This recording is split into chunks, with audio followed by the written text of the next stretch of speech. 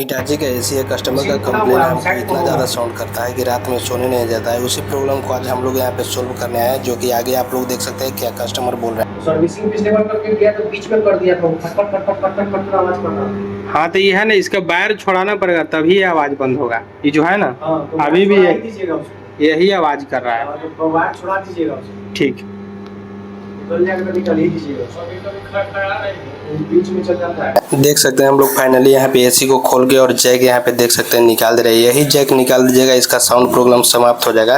क्योंकि जो पुराना वाला हिटाची एसी आता था, जो माइक क्लीनिंग का ऑप्शन देता था, वही से बहुत ज़्यादा आवाज़ करता था। सभी एसी में इसका यही प्रॉब्लम था, इसके कारण ये मॉडल बंद भी हो गया। तो जैक छोड़ाइए, आराम से आवाज़ ठीक हो जाएगा। देख सकते हैं अब हम लोग एसी चला रहे हैं और 100% 1% भी इसका आवाज़ नहीं है।